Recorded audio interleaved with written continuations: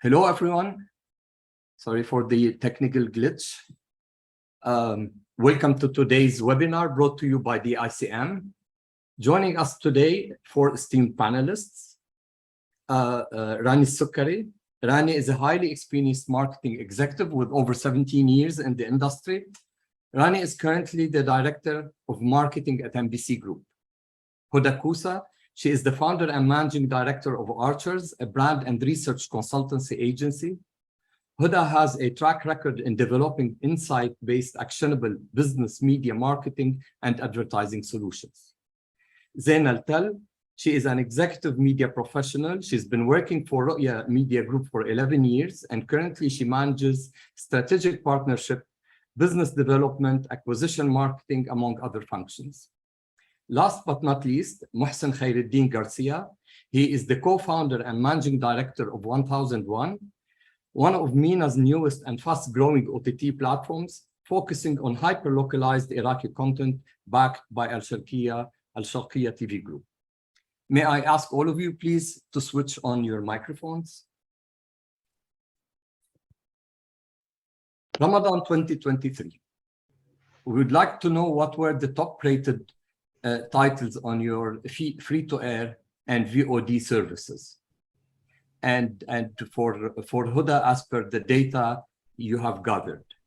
Also, we would be interested to see some videos, if you have, for some of the shows that you have shown last Ramadan. And it would be interesting also to highlight the methodology you're using when we talk about the top-rated shows. We start with Rani. Okay, I have, can you hear me, first of all? Yes. Yes, okay, great. I just have a video, please, that I need to play.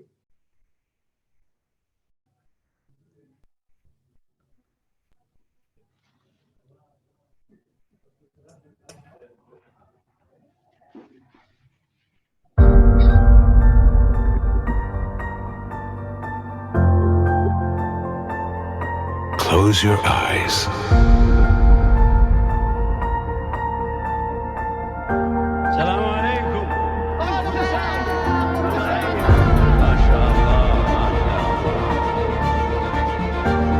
And let your imagination take you to a place beyond your wildest dreams.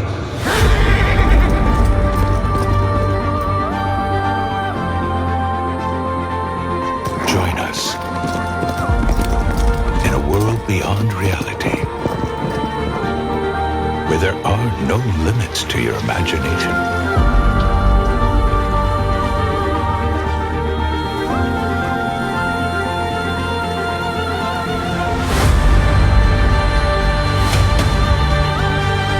A vast universe where the stars are within reach,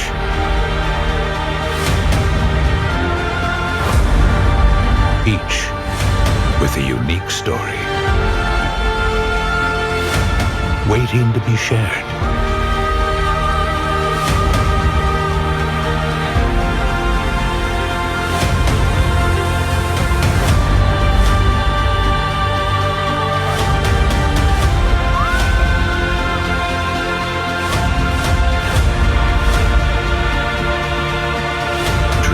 May separate us, transport us to faraway places, but the longing will bring us back to one place.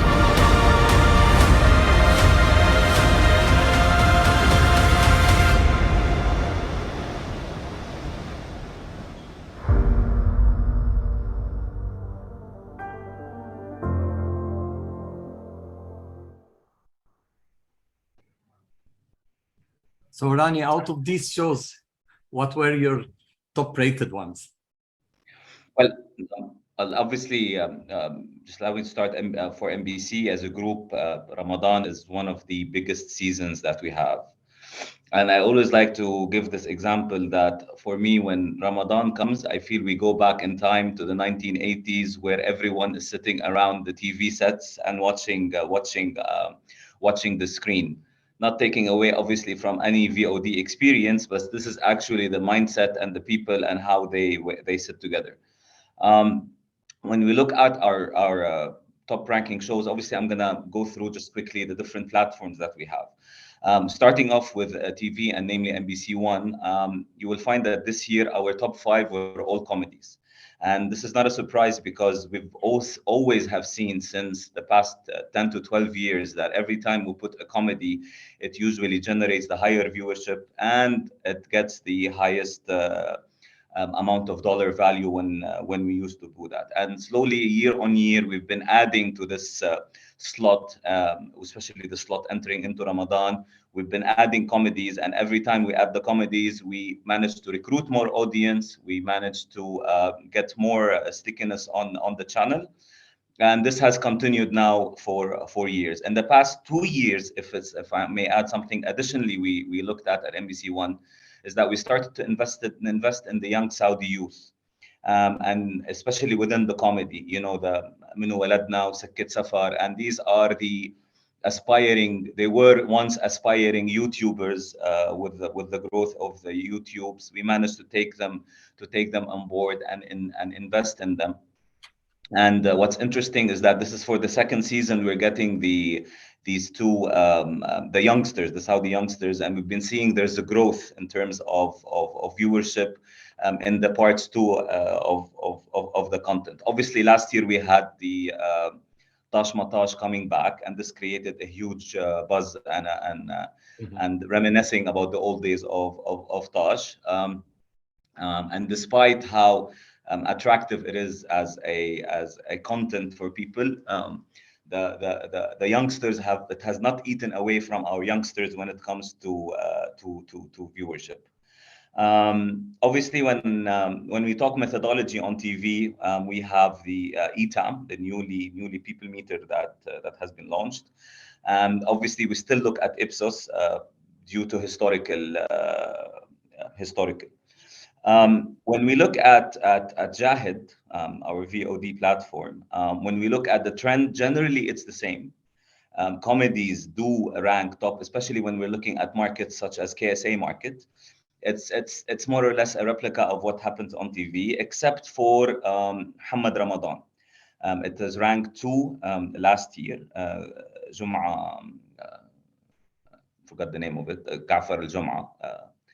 And Jafar al-Umda, sorry. And the idea here is that, and also the trend of Muhammad Ramadan, we have seen also for the past 5 years being top 2 or top 3 on our Jahid platform. When we look at Shahid GCC market, it differs a bit because what comes out is the Gulf drama. Gulf series is something that people enjoy. Jafar al-Umda is also there when it comes to the GCC markets when we look at it. But you will find London Class, for example, which did okay on TV. It did much better on the Shahid. Iraq obviously is a totally different ball game. Iraq is our strategy in Iraq is we're a general entertainment channel, so our strategy is actually to increase the variety of content across. So you'll have a lot, or you will see that there's a lot of mix between NBC One content and Iraq. However, we have to remain in the number 1 slot. We have to create relevancy, and this is where we spend a lot of money on our drama series, Iraqi series, and on our comedy, Hamid Hulu, our comedy. This is what creates the stickiness to the channel. And also Muhammad Ramadan, funnily enough, in Iraq, it does well. So Egyptian drama generally does well in Iraq. So thank you, Rani. Sure. If we move still within the Gulf and Saudi, and we asked you, Huda, about the data you have in terms of top-rated shows. Do you confirm you have similar data? What's your take in Ramadan in terms of data and trending shows?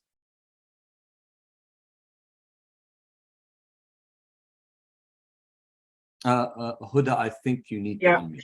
Yeah, I'm saying I agree with Rani that Gulf comedy continues to be, the top-rated content in Ramadan. In fact, if you look at series in general as a genre, it could constitute 22% of the content time on TV, but it generates almost 54% of total viewing time. So this shows you how important series is in Ramadan. You look at children content, for example, it also increases in Ramadan as well. And you would see some kind of a strong level of co-viewership happening between kids and adults on kids content. So yeah, series continues to lead. Comedy in particular continues to lead.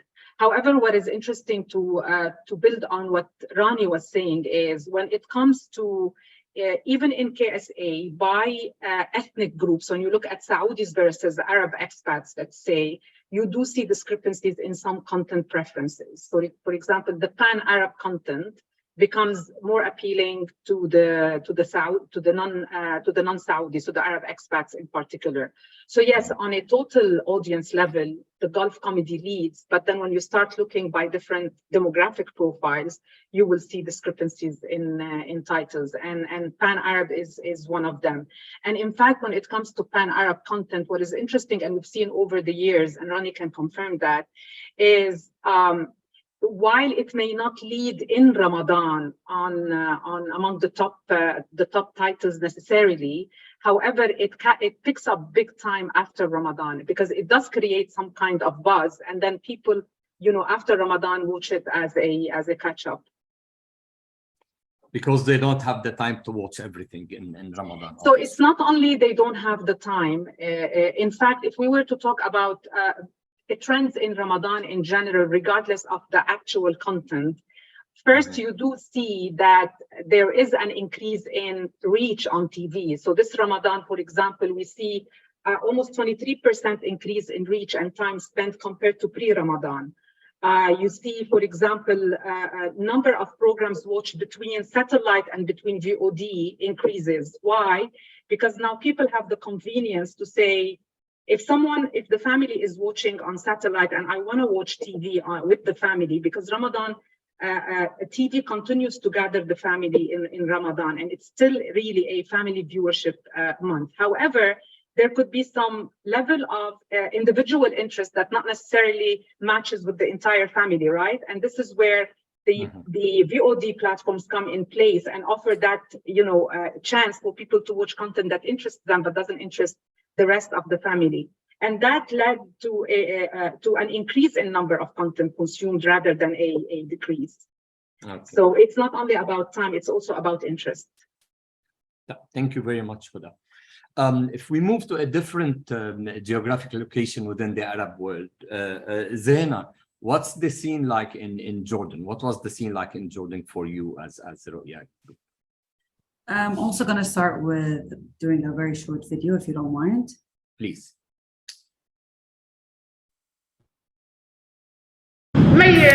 اللمة في رمضان إلها أشكال كتير. لو شل البيوت أصبحوا بيتا واحدا. لمة إلها طعم، والثقة أساس كل نجاح. الطبخة بمقاديرها، ولمة مليانة دراما وغموض. يعني كان معه حق أبو العزوات اللي طلقك. قسما بالله لطخه بنفسي. وراح بنتي اللي تبليتيها بترابة دخليك اياها بدور تشتهي موت وما تلاقي. لا سيبنا عيش. نضربه ليه؟ فرصة يا كبير نطلعوا فيه البادئ الارشي. ولما بتعرف فيها آخر الأخبار من بيروت، دبي، قطاع وغزة، القدس المحتلة، من العاصمة الأردنية عمان. ولما روحانية، حب الخير والتسامح أخلاق توثق الروابط بين الأمم. ولما بيعلى فيها صوت الضحك والكوميديا. مساء الخير يا ابني. مساء النور يا أمي. لا ليش بتزغرتنا؟ إحنا فطور، إحنا بحار، مش مكفي طبيخك متزاكي. أبو سيب إنها فارغة. يا زلمة شو فيه؟ عيونك عيون حرامي. ولما بتربحك، ولما تعرفوا فيها تفاصيل التصوير ونعرف كل الأحداث بالتفصيل. كل لمة إلها ناسها، بس تخيل إنه كل هاللمات بمكان واحد. رؤيا لمتنا غير.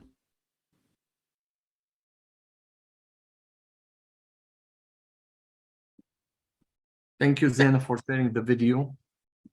Thank you. Going back to what Huda and Rami were saying, it seems like the whole world is acting the same way. Our number one was actually the comedy hour as well, which we've been producing.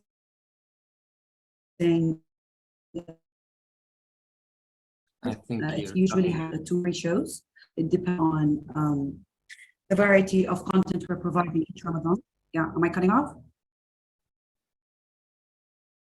You were cutting a little bit, but if you want to continue to see. Yes. So on going back to what I was saying, on the linear TV space, comedy is always doing the number one shows. And we use 2 different methodologies. We use Ipsos as the number one source for ad revenues. And the other one is we do our own market surveys. We create surveys and we just let it out to hear people's opinion, and we try to get them involved in the content as well, how to develop it, what do they want to see next Ramadan. So we usually try to work early around that period of time. On a digital aspect, it's completely different. On our AWOD, cooking shows did the best. People like to know what to cook and what time and where and everything. That was entertaining for them. For SVOD specifically, because we do have 3 different platforms, we do have our AVODs and SVODs and our linear TV. SVOD drama did well. And I'm going to say exactly what Huda was saying. People's subscription increases in Ramadan, but it gets much higher right after Ramadan. So our subscribers start increasing because they already know what's in the market. The buzz is already there, and they want to do the catch up at their convenience and binge watch drama specifically. Whereas you'd notice a lot of live shows, people like to watch it on the linear TV. They want to see whether it's cooking or religious shows or entertainment. So it's different. Interesting. And this qualitative you do, does it usually, you find it matching the figures that come from Ipsos when you do your own qualitative research? I mean, you find similarities between the 2? In terms of reach, it's almost the same. We always have the highest reach, which is around 50% of Jordanians are watching TV every day on Ru'ya. In terms of in-depth content, no, we try to get more informative answers because we specifically request, we know our content more, we know our viewers, and we know what we want to improve and what they want. Yeah. So you go more on the qualitative side. Yes. All right. Thank you, Zaina.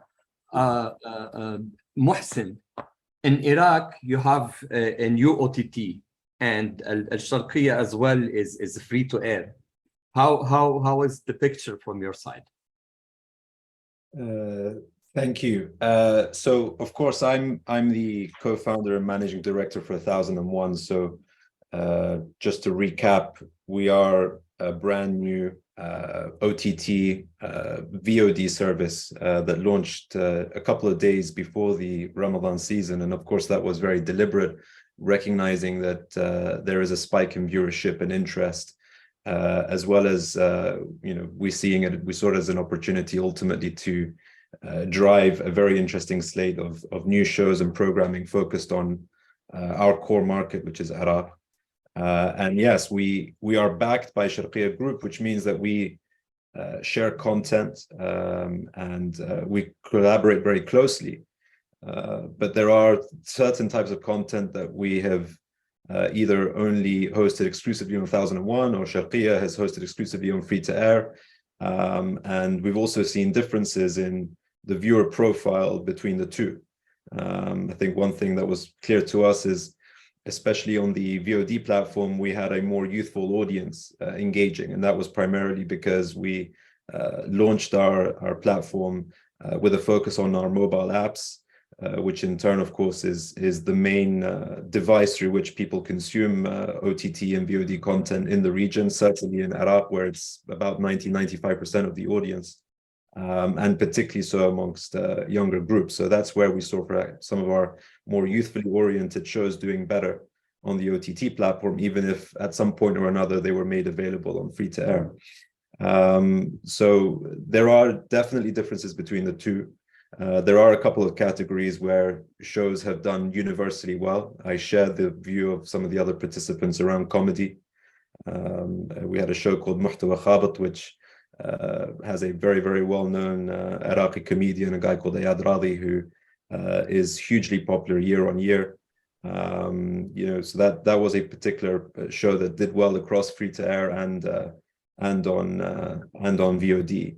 But there was one particular show that particularly did well on VOD, which I think reinforces our view that the VOD side of things ultimately drives a younger audience. That was a show called Iqtiham that starred Zahra Bilmim, who's a well-known Iraqi Tunisian actress, and was directed by Muhannad Abu Khamra, who often puts out shows and concepts that are quite attractive to younger audiences. In this case, this was more of a thriller with an action element to it, which is rarely seen, I think, within an Iraqi context.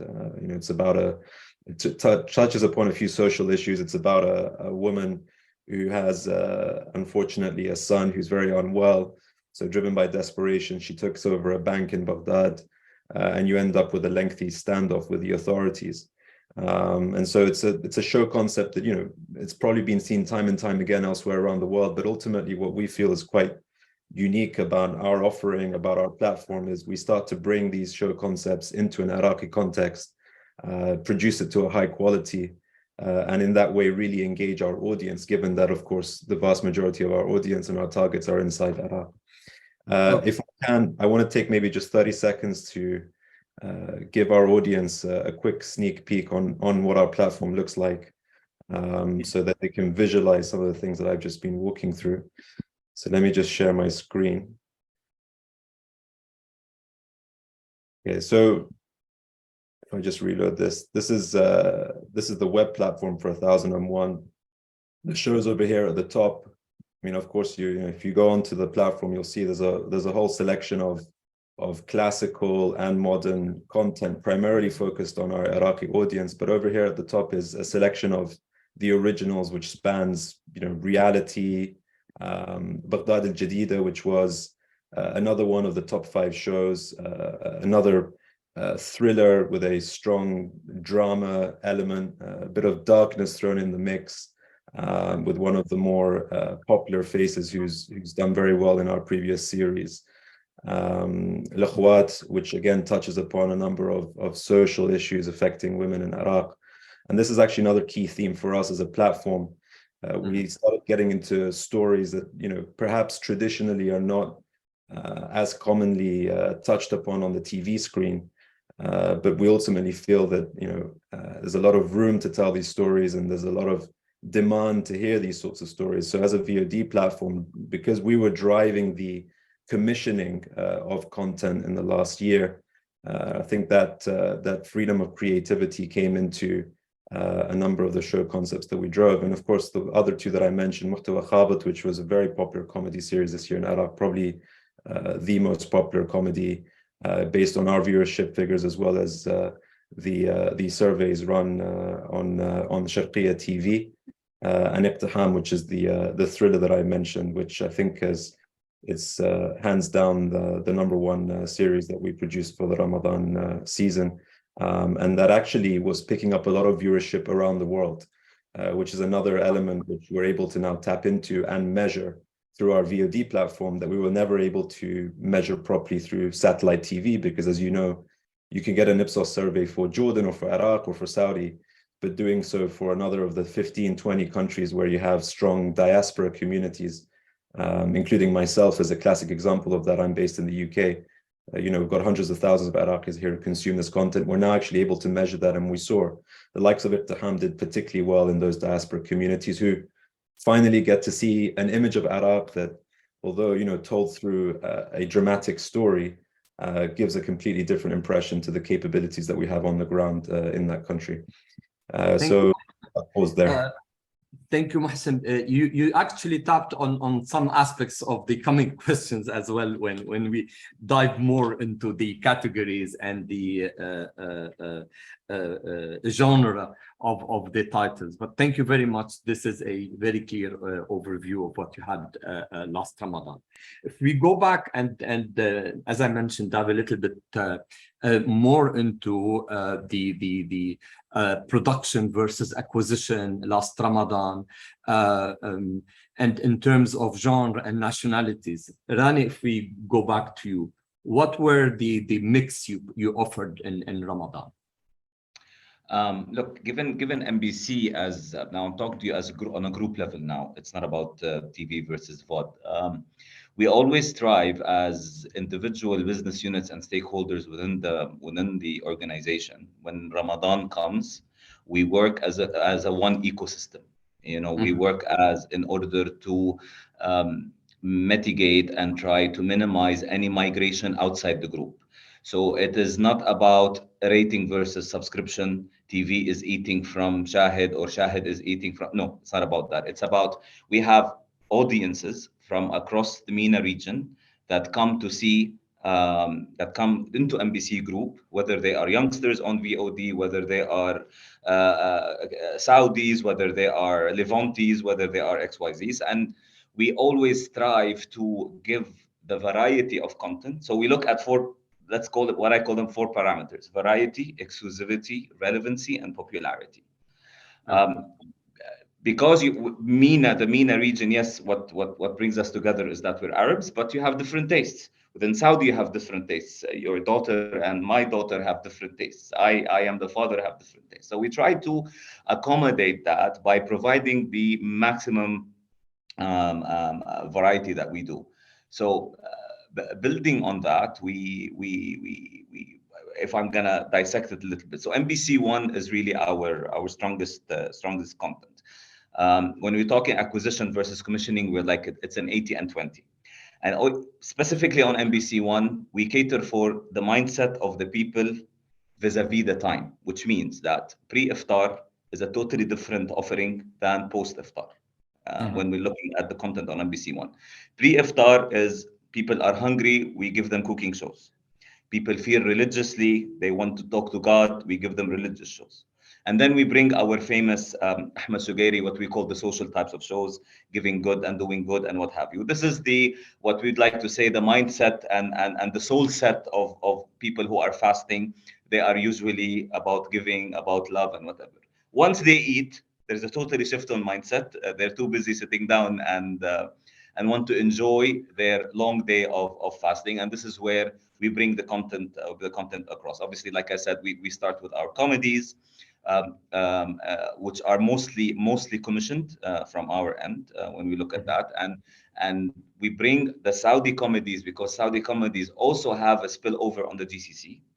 Ramiz, whether we like him or hate him, whether we think he is who he is, he still drives viewership and he still drives dollar value to the... I have my own opinion, which I will not say about it publicly, but still, this is part of the diversity because there are people who enjoy Ramiz. When we go into our drama offering, we make sure that the drama also takes over everything, whether it's Saudi / what we call Saudi class Gulf drama.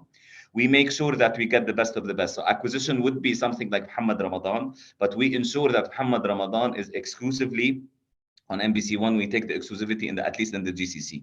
We don't mind if North Africa is airing Muhammad Ramadan. We don't mind if our Levant friends are airing it. What we care about is when it comes to that.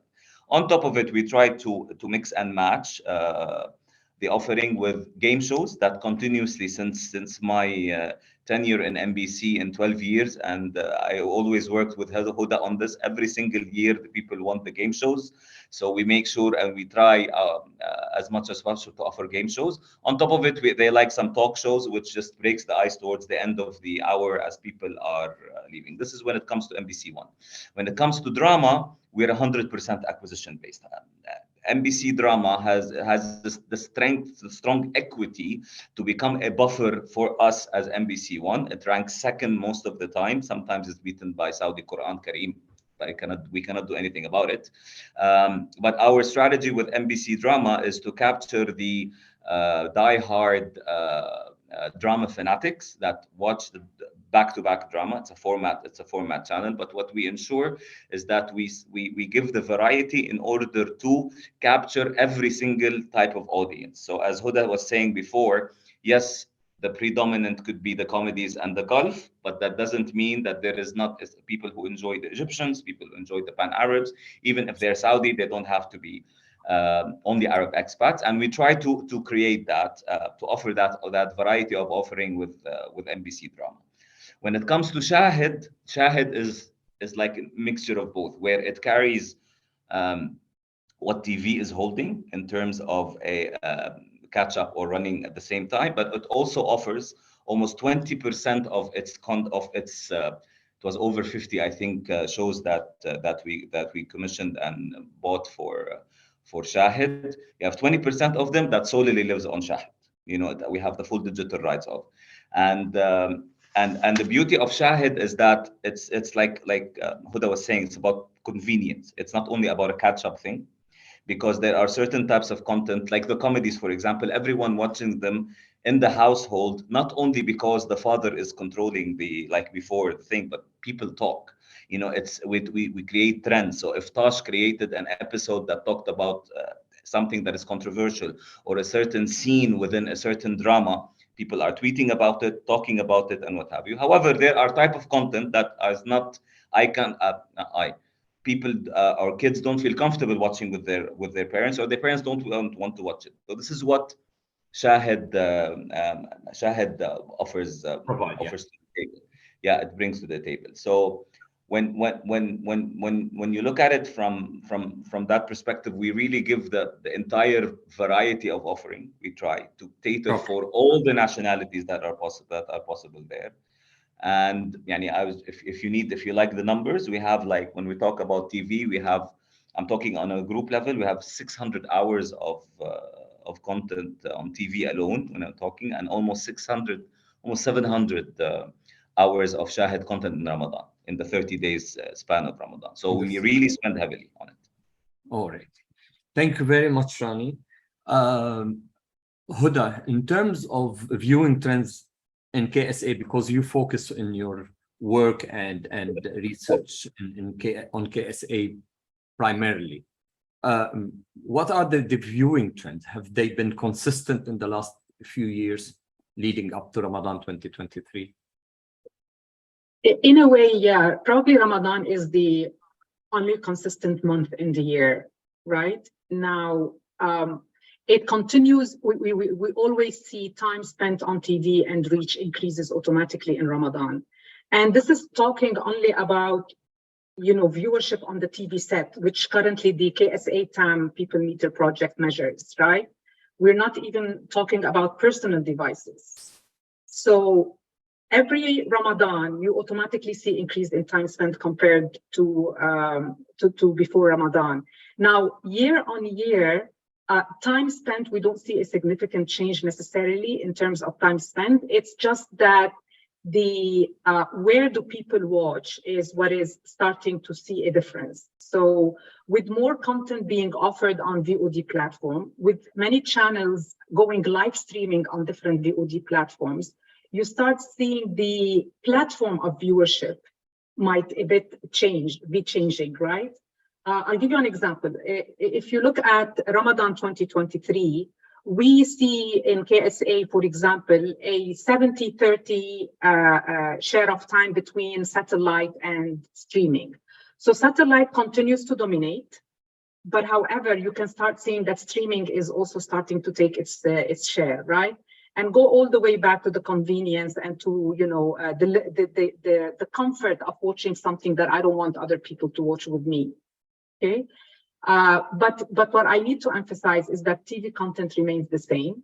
The viewership curve when it comes to Ramadan, like what time of the day people watch TV, doesn't see a significant change. What is interesting is the significant jump that happens in the late night viewership between Ramadan and pre-Ramadan. And from an advertising perspective, this is an opportunity that should be utilized heavily, because it's literally almost 100% jump in viewership during late night right? And this is normal. People wake up for suhoor, or people, post iftar, they just stay up late. But these are opportunities for advertising. That's one of the trends we see. The other thing about Ramadan that continues to remain around is the level of engagement with the content, right? In the sense that outside Ramadan, people would watch content. They would probably be more on their personal devices, multi-screening, etc.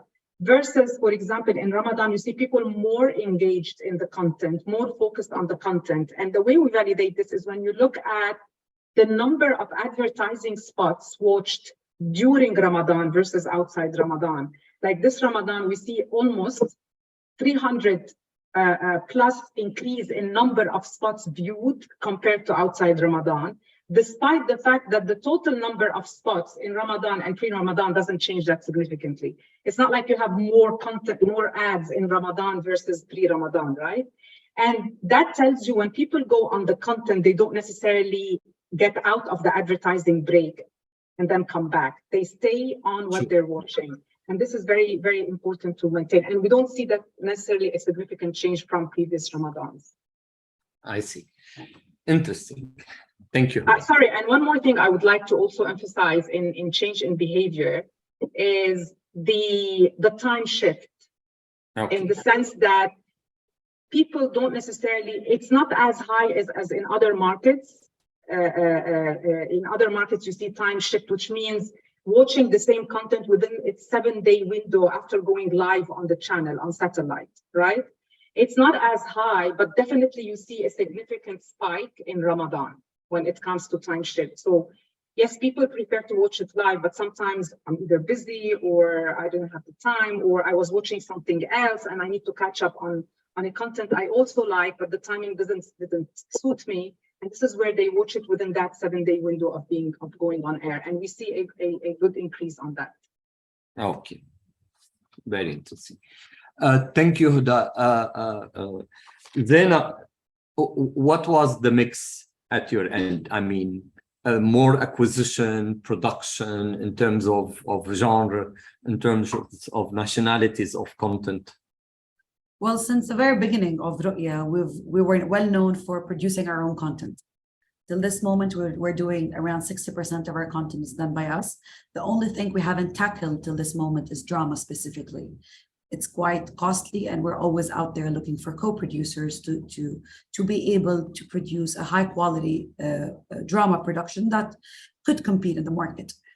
What we're trying to do recently, we're putting our foot with well-known shows that we've done, for example, family comedy shows, and we're integrating a lot of the younger generation from well-known influencers to tackle and get this crowd to the screen specifically.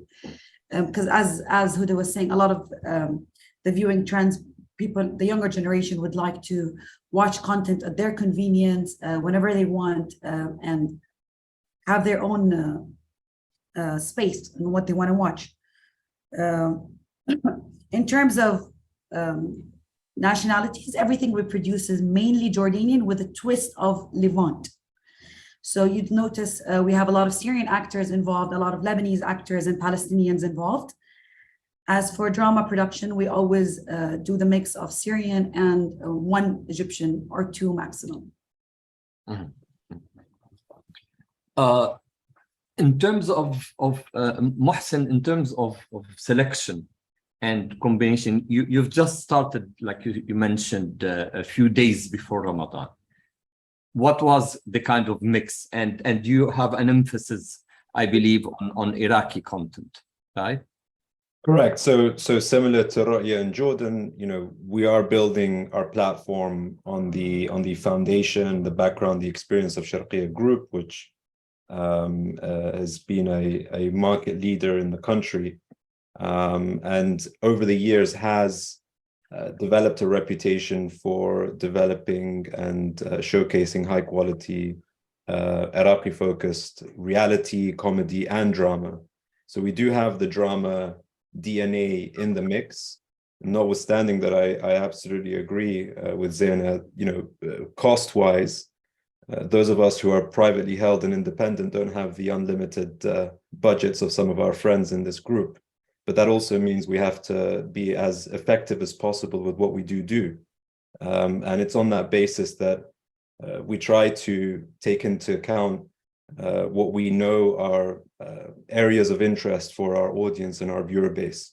We've seen, for example, a strong rejection in recent years in Iraq when it comes to reality shows focusing on some of the more challenging issues that have affected the country. And that in the past was a very popular category. Some of Sharqiya's most popular reality shows in the past, you know, involved well-known presenters going around the country, especially in Ramadan, you know, handing out support and money and prizes to families facing hardship and difficulty. But the mindset is changing. You know, Iraq is coming out of this. It's been several years now, thankfully, that the country has had a degree of stability.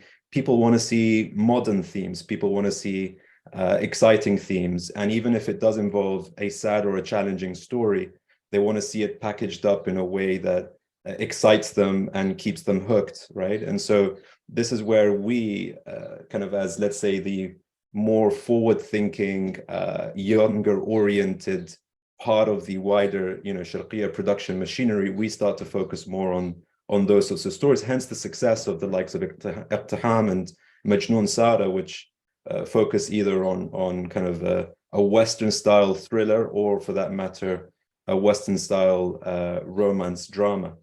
And so that I think is an important point. Now, we also have as a platform 1001 for the first time now opened up the possibility of taking some of that, you know, Sharqiya production capability on the ground in Iraq, because similar to Ru'ya, we've as a wider group, most of the originals are produced in-house. But we're now recognizing that because of the changing taste of the Iraqi audience, because of the demand for higher quality, because of course, as independent privately held groups, we ultimately need to make sure that this content is profitable short or long term. We have turned our attention towards co-productions as a means of killing two birds with one stone. We have our audience in Iraq, others have their audiences in other markets. We may share some limited overlap, but that actually is the virtue of the opportunity to collaborate, to create something that is perhaps suitable for two or more sets of audiences, because of course, you know, we have shared language, we have shared culture, but we also recognize that it's the localization of the content that actually makes it particularly attractive in each and every market. So we're not keen on big pan-Arab productions because they cost a lot more, of course, and because they may be the preserve of others. We have a wider regional audience, but we are fans of targeted content, and this is precisely our plan for next Ramadan season, is to work with some of those who are better positioned in other markets in the Middle East, who complement our audience profile, and so we can create a slightly more targeted show concept together, especially when it comes to dramas that are costlier. One other point is we've actually started to involve, and this particularly was the case in this last round for Ramadan with the launch of 1001, we started to involve more regional talent. So we aren't just relying on our capabilities and the talent that we work with in Iraq. And we're well known for working with some of the most important figures in the country, but we've done exactly the same thing. We started to create talent from within our shows. So a lot of the, especially Majnoon Sara, but even the examples I gave earlier, these were shows where we brought the talent, we identified the talent. They've now become popular and well known on the back of their success in these shows. And that's something we want to continue doing because it serves two purposes. For us, it means we get to work with exciting new talent. We get to help them grow their profile. Yeah. They, of course, also appreciate that opportunity. And it means that we create a better ecosystem rather than relying, as perhaps we may have done in the past, on tried and tested individuals, which we also have in the mix, but it's not the only part of it. And the second part is that we've started to involve regional talent. So a number of the series that we launched this year and in previous years, the last 2-3 years, have involved Egyptian writers, have involved Syrian actors. And we intend to continue doing that because it means we bring on board some of the best thinking in the region because it's always evolving, but we maintain the Iraqi flavor and touch that we want to maintain because that's ultimately a key part of the value proposition that we present to our users and viewers. And I think that's a key part of what's driven, you know, us to grow so much in such a short space of time. We hit 1.5 million unique, 1.5 million unique users in the last 2 months, because I think we offer something that is distinctly different, but I see that as being complementary to some of our colleagues on this panel and beyond, because each and every one of us has, I think, different core markets, and I think we should recognize that MENA is a place where you can all work together, because there are pockets of unique audiences that each one of us is better able to serve. Very, very, very clear content strategy, Mohsen, especially when it comes to locality and emphasizing on the local aspect. And I find it interesting among the mix that you've introduced thrillers in Ramadan, which is not you know, the norm, I could say. We're starting to receive questions, and I will start to incorporate some of the questions we're receiving, especially because they are still related to the Ramadan mix. Any of the broadcasters have introduced 15 episodes series in Ramadan, or they were mostly like 30 episode, the standard 30 episode? Mohsen, because you were talking, did you introduce any of the 15 episodes series in this Ramadan, or? So we had one series that went up to 22 episodes, which was Muhtawa Khabit, which was our comedy. And that's, you know, just recognizing that each episode has a different flavor to it, a different story. And because of those sorts of comedies are universally going to do well, and it did do well. So hence we were more than happy to commit. But the rest of our shows, especially because we had a VOD first strategy for this Ramadan season, the rest of the shows were a mix of mini-series and slightly longer series, but generally not more than 10 or 12 episodes. And that allowed us, I think, to create more of a mix, given that we are also partially experimenting this season. Now that we actually have an opportunity to get more direct feedback from our audience, it was, I think, a way for us to kind of start to see where we might focus our efforts going forward. So we went with a mixed approach, but I personally, you know, maybe for TV and maybe for some content categories that make sense. But I think that longer term, to be more efficient with how we invest as an industry, I think, you know, there's a genuine, or there should at least soon enough be a genuine move away from the de facto 30 episode series. I think it also damages the quality of the story, except in limited cases. And so for us, it was not a focus area this season, and I don't think it will be going forward. Rani, have you introduced any 15 episodes this Ramadan, last Ramadan? Yes, actually we did. Again, picking up what Mohsen saying, I think that from a VOD perspective, the nature of the VOD platforms is acceptable to have something like this. Actually, it's even outside Ramadan, you know, the 10 to 15, 8 to a certain extent, depending on the investment works. But when it comes to TV, well, it was like it's a weird scenario, because obviously we would want to have the 30 episodes on TV for many reasons. One is the stickiness, because what we realized is that sometimes when we have the 15-minute episode, if the first one that we aired in the first 15 did extremely well, and the second one wasn't as good, you will see the major drop in viewership. That's one. Two, generally total TV, you know, the second half of Ramadan starts to shift, to go down. So changing the type of content also might affect viewership. Commercially, our friends, our clients who come and spend money with us would like to put a 30,000 on something that has a certain star on, as opposed to them they splitting the budget, or they're paying for the slot, but one has, just for the sake of the audience, one has Nadine and James, and then suddenly we have Rani Sukkari as the second half, who's Rani Sukkari. And that's why it's easier from a sales point of view and revenue point of view to take the 30 episodes. We had, I think on NBC Drama we tried it, We had Akhiran, which did extremely well because it had the two superstars, the Lebanese Syrian superstars, Qusay and Nadine and Jaim. But what followed, it did not really do that well. And this is a major challenge that we always have generally on TV, is the last week of Ramadan tends to fall. People get out of the mood. So in my opinion, if we continue sticking them towards the end so they can see Muhammad Ramadan finding his son, that's a story for me. Zaina, have you ventured into a shorter than 30 number of episodes last Ramadan? For the past 10 years, we've been doing 15 with the exception of last Ramadan. Okay. So for the past 10 years, we've always done the 15 on TV. And it was a way for us to develop the show further the next year.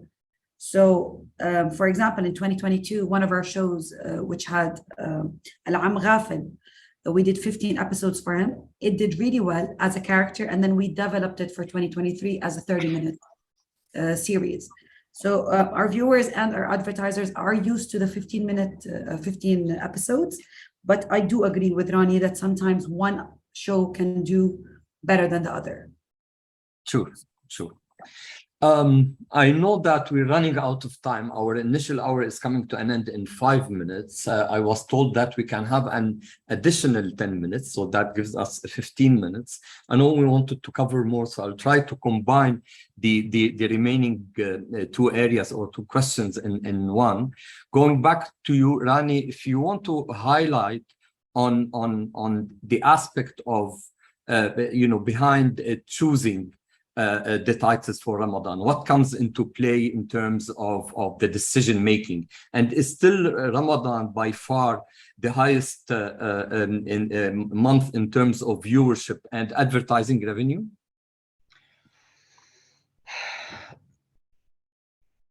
Let me start from your last question. Commercially, we have seen waves when it comes to our expenditure on our channel, the revenues on our channel. If I can go back to the days of the 2007s and 8s where TV was not really that popular, you're talking about, it used to be on NBC One, if I'm not mistaken, a third of our revenue came from that month. As TV started to grow, as one of the biggest challenges that we faced from a TV standpoint in the 2000s and 10s and onwards, that it is too risky to have 1 month occupying that amount of money. We started to invest in more what we call the formats, and we started to spread our investment across the months in order to minimize or maximize or minimize, depending how you want to look at it, the expenditure. So we wanted to increase the pool of investment that is happening from the brands. So that's why we've been managed to cut down. So it reached a point, I think, towards the 2015 and 16 and 17, where the contribution of the revenue in Ramadan is equal to a month and a half, which is almost around 12 to 13%. And post-COVID, we've realized that this number has been growing between 19 to 20%. And that is due to what we call the non-usual suspects coming in and investing money, especially the governmental entities that are spending a lot of money in Ramadan. The startups and the huge growth in startup in Saudi Arabia that we witnessed, the hunger stations, the Flowered, and what have you. These startup technologies have also got a lot of money to spend with us, and this is why we saw that increase in Ramadan. However, we still continue being stronger and getting more revenue outside Ramadan with the investment of our formats and the different shows across the different quarters that we have. Obviously, summer season is the summer season. Yes, we do take into consideration a lot of content types and genres when we're looking at, and we know that we are at the end a profit entity. So we do have a big budgets, but we are asked to get big revenues in return, and that's why we command. We know already what type of content, given the experience of the people in the content, given the amount of years. We work a lot with Huda in order to understand every Ramadan how people are shifting, what are the habits, what are the mindsets, what are the audiences. We are number one, not because we think we're number one. We're number one because we understand our audiences and try to cater for these audiences as much as possible with content that is high in viewership, attracts stickiness to the channel, which in turn brings the top dollar to our channels and platforms. Thank you, Rani. Huda, 1 second, I'll get back to you, but I will move to Zaina in terms of you know, the rationale behind the decision, especially that you said, Zaina, that you do a qualitative test to know what coming Ramadan you're gonna more or less choose or as guidelines to coming Ramadan. And is this still, you know, going strong for you in terms of a month, in terms of viewership and revenue vis-a-vis other months of the year? Answering your first question, starting day one of Ramadan, the moment we start releasing our content committee starts tracking and starts making decisions for Ramadan 2024. We finalize that decision the moment we get the market survey back. So we get the viewers' opinion and we analyze it, and then we start developing the content further. In terms of advertising, yes, it is still the biggest chunk. It's been increasing from 35% up until 39% for this Ramadan on TV only. In digital in Jordan, they're still picking up. It's a very small chunk compared to seasonal periods of the year versus summer, back to school, Eid.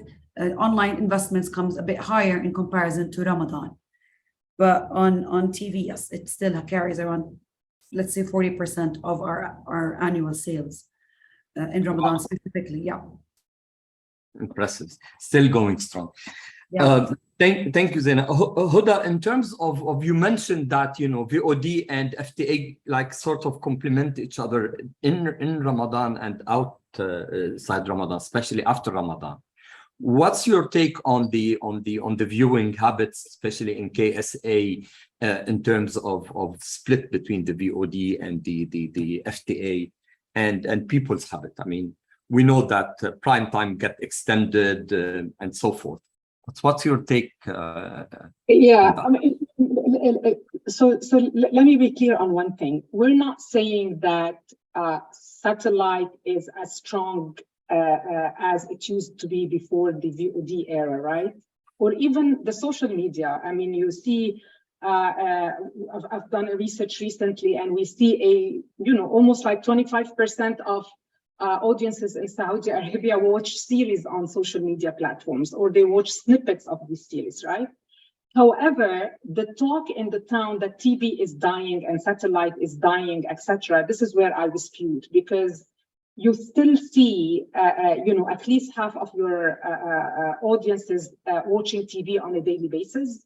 You still see that satellite is still capturing a good share of audience. And what is more important is you see that broadcast content is also a content consumed on VOD platforms.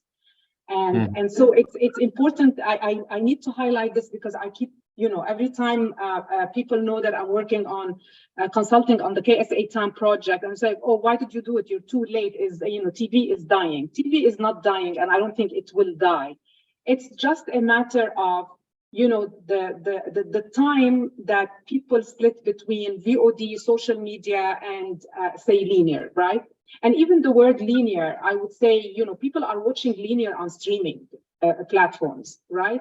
So it's not dead, and it definitely dropped in reach. It definitely dropped in time spent, but it's not the dramatic drop that you would say we should not invest behind it, or we should not even, bother to measure it as well, right? So, yes. But what is important is to really understand when and how people watch, right? I mean, what we know what people watch. I would continue to say that TV content is a key driver in Ramadan. Regardless of the platform they're watching, maybe because we have created the habit that, in Ramadan, we have the best content across the year, the biggest investment, the biggest production. and etc. Right? It could be because the industry has created that habit, and so people move a lot into TV content. Now, outside Ramadan, I would say TV content continues to be, doing very well, but then there is the variety of content that is not necessarily on TV, and this is where you see, the likes of Netflix come in play, the likes of, non-TV content on YouTube consumed. I'll give you an example about TV content in Ramadan. YouTube, for example, is a very big platform in Ramadan where TV content is consumed. Wow. Exactly. You find platforms like TikTok or Facebook, etc., where snippets of series, especially one of the questions we ask people is like, if you miss an episode that you were not able to watch it live on satellite, what do you do? And you have, around 1/3 saying, I would just try to catch up on its snippets on social media, for example. So to me, these are all stating that TV content is still in demand. It's just about how the industry goes about investing and monetizing this content, regardless of which platform it's showing, right? Because at the end of the day, from an advertiser's perspective, the advertiser doesn't care whether his spot was seen on Facebook or on a TV or on YouTube. Is it seen or is it not seen, right? Yeah. And therefore, from a broadcaster's perspective, it's all about, producing the appealing content, having all the ingredients that make it successful, and then trying to see, by target audience, where do I show this? Today, the younger audiences are definitely spending more time streaming than the older audiences, right? In Ramadan, they come together, by the way. I'm not saying that they drop streaming, but you do see an increase in younger audiences on TV. And when I say TV, I mean the linear, right? The satellite. Yes. But again, to emphasize, it's all about identifying your audience, see where they are, and just pushing that content to them. It's not only about TV versus streaming any longer. It's content at the end. Okay, very clear, very clear. Mohsen, I know you just started in terms of your OTT platform, but in terms of Al Sharqiyya, if I may ask, if you have any insight to shed the light on, is the month of Ramadan still, strong compared to other months in terms of viewership and revenue? It's still the case like in Jordan and like in the Gulf for NBC? Yeah, it is. I mean, it's still a very, very significant month. And as you said, 1001, of course, has just started. We actually deliberately had a very open platform. We ran ads, but in a very limited way. And so, those figures I don't think are relevant yet, but certainly on Sharqiyya TV and the sister news channel, there always has been a big uptick in Ramadan. I don't have the exact figures because it's not my area of responsibility, but I would, sure. Based on my understanding, it does sit somewhere between the 25 and 40% mark, which I think is broadly in line with some of the other regional markets. Now, I would suspect, given what some of the others have said on today's panel, the reasons are exactly what has been mentioned. You have, I think, this almost default assumption made by both the supply and the demand that this is the time of the year where on the supply side, you invest heavily in content, and on the demand side, when it comes to advertisers, they know that that's going to happen, and therefore they want to be in front of the increased number of eyeballs and the increased engagement that inevitably happens. And so this is partially a reflection of cultural realities. People have more time, they spend more time watching. Incidentally, one of the earlier points, again, is corroborated by us on the VOD platform. Now we have people, we were hitting, I think, our peak viewing hours on the VOD platform at 2 or 3 in the morning Iraq time,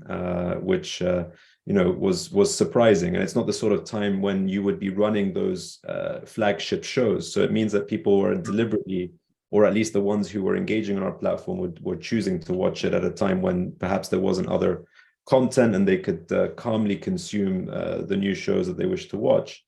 So coming back to the advertiser side of things, I think it's one of those situations where you have both sides making assumptions about the other, and therefore it becomes a default reality.